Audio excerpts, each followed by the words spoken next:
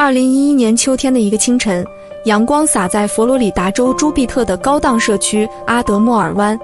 这里是富人天堂，豪宅林立，游艇停泊在水边，生活看似平静而奢华。然而7点整，一声刺耳的家庭报警器划破了宁静。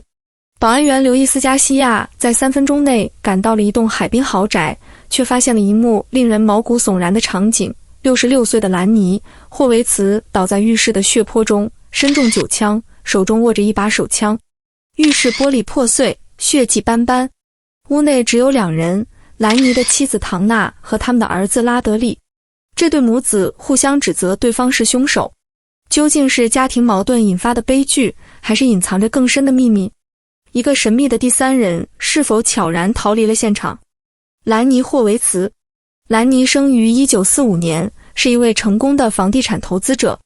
他在年轻时就展现出商业头脑，投资酒店项目让他在39岁时便实现了财务自由，积累了数百万美元的财富。1990年，他带着妻子唐娜和儿子拉德利搬进了阿德莫尔湾的豪华社区，住进了一栋价值数百万的海滨豪宅。兰尼的生活看似完美，豪车、度假屋，还有一个幸福的家庭。然而，表面的光鲜掩盖了家庭内部的裂痕。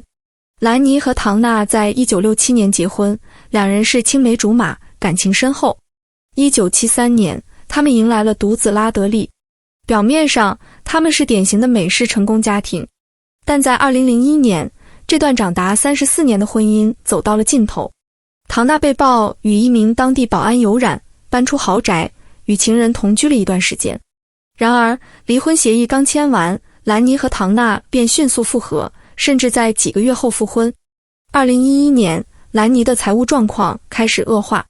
他投资了一项意大利的度假村项目，承诺高回报，但进展缓慢，资金链紧张。与此同时，他的个人生活也变得复杂。他与邻居弗朗辛泰建立了亲密的商业和情感关系。弗朗辛住在阿德莫尔湾，距离霍维茨家仅10户之遥。他和兰尼经常一起旅行，公开牵手、拥抱，甚至接吻。2011年9月30日清晨7点，阿德莫尔湾的宁静被一通报警打破。霍维茨家的玻璃破碎传感器触发了警报，保安员刘易斯·加西亚迅速赶到现场。敲开门后，他看到38岁的拉德利·霍维茨站在门口，表情迷茫，仿佛刚从睡梦中惊醒。屋内传来唐娜撕心裂肺的哭喊：“我认为他死了！”加西亚冲进主卧的浴室，发现了令人震惊的一幕：66岁的兰尼·霍维茨倒在血泊中，头部中枪，手中握着一把手枪。浴室的玻璃门被打碎，碎片散落一地。初步判断，兰尼似乎是自杀。但当警方和急救人员到达现场后，情况变得更加复杂。兰尼并非死于一次枪击，而是被2把不同的手枪击中9次，包括一枪直中口腔。这显然不是自杀，而是一起精心策划的谋杀。警方在现场发现了关键线索。浴室外地板上有一把手枪，这是加西亚从兰尼手中取下的。卧室梳妆台上还有一把带枪套的手枪，2把枪均被使用过，弹壳散落在浴室。警方还在屋内发现了24把其他枪支，从手枪到步枪一应俱全，显然兰尼和拉德利都对枪械情有独钟。在标有拉德利名字的行李箱中，警方发现了与凶器匹配的子弹。更令人费解的是，前门栏杆上有一抹血迹， DNA 检测显示包含兰尼的 DNA 和另一个未知来源的 DNA。 这抹血迹是否指向一个神秘的第三人？现场没有强行闯入的痕迹，警报是在枪声后才触发的。这意味着凶手很可能已经在屋内。嫌疑人锁定在屋内的2人，唐娜·霍维茨和拉德利·霍维茨。母子2人却互相指责对方，案件的真相变得扑朔迷离。警方迅速展开调查，试图还原案发当天的真相。保安员刘易斯·加西亚提供了重要证词。他描述唐娜在现场情绪激动，几乎无法言语，而拉德利则显得异常平静，仿佛刚从睡梦中被惊醒。拉德利告诉警方，他被枪声或警报吵醒，从卧室门口看到母亲在客厅尖叫、踱步。他声称自己吓得不敢出门，直到确认安全后才走出来，看到父亲倒在浴室。法医分析带来了更多线索。浴室地板上的手枪上检测到兰妮的 DNA 和另一个未知来源的 DNA。拉德利和加西亚被排除，但唐纳无法被排除。梳妆台上的手枪也有2个人的 DNA， 但结果不明确。最引人注目的线索是前门栏杆上的血迹，包含兰妮的 DNA 和一个未知身份的 DNA。这抹血迹是否意味着有外人涉案？警方开始深入挖掘霍维茨家的家庭动态。调查人员发现了唐纳的日记，记录了他与兰妮关系的变化。2011年3月，唐纳写道，兰妮需要20万美元维持2栋房子的开支，他让我搬回来，我们要和解，他满怀希望，以为能重拾旧爱。但到了7月，他的语气变得阴郁。弗朗辛半夜给兰妮发短信，他出去和他见面，直到凌晨才回来。8月，他写道，我的心碎了，他在玩弄我的感情。到9月初，他称兰妮为刻薄先生，并写道，又一天的谎言，我整天待在家里，疲惫不堪。这些日记揭示了唐纳对兰妮与弗朗辛关系的愤怒和绝望。警方还询问了弗朗辛，他坚称与兰妮的关系仅限于生意和友谊，没有肉体关系。但他承认兰妮曾送他玫瑰花，称他为最好朋友。他还提到兰妮曾对他说，如果我出了事，答应我你要为我讨回公道。弗朗辛甚至描述了一个梦境，梦见兰妮在浴室被枪杀，场景与现实惊人相似。他的证词让警方开始怀疑唐纳是否因嫉妒而崩溃。拉德利在警局表现的配合，但他的背景引起了警方注意。他曾经营一家名为朱比特武器的枪支生意，因非法购买枪支配件被判入狱5个月。他将这次逮捕归咎于兰妮，称是父亲怂恿他购买非法配件。更令人不安的是，警方发现拉德利曾购买过一本名为《职业杀手》的书，书中详细描述了如何杀人而不被抓获。这是否暗示他有预谋？然而，枪击残留物测试显示拉德利的手上没有火药痕迹，削弱了他直接开枪的可能性。调查人员面临一个难题，唐纳情绪激动，日记显示他有动机，但缺乏直接的物证。拉德利有动机和枪支知识，但没有证据证明他开枪。那个神秘的血迹是否指向一个隐形的第三人？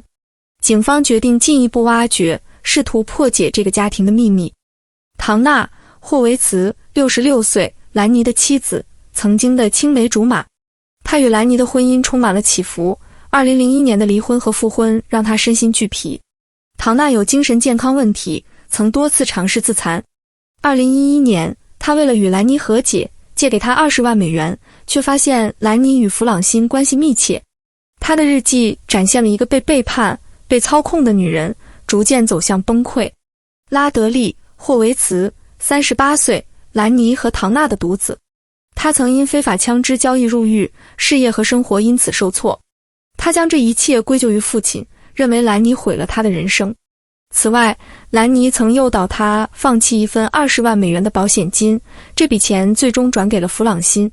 拉德利因此继承了至少50万美元的遗产，2栋豪宅和豪车，这让他有了潜在的财务动机。弗朗辛泰，兰妮的商业伙伴和亲密朋友。他坚称与兰妮没有恋情，但他们的亲密行为让唐纳和拉德利都认为他们在交往。弗朗辛的证词为案件增添了复杂性。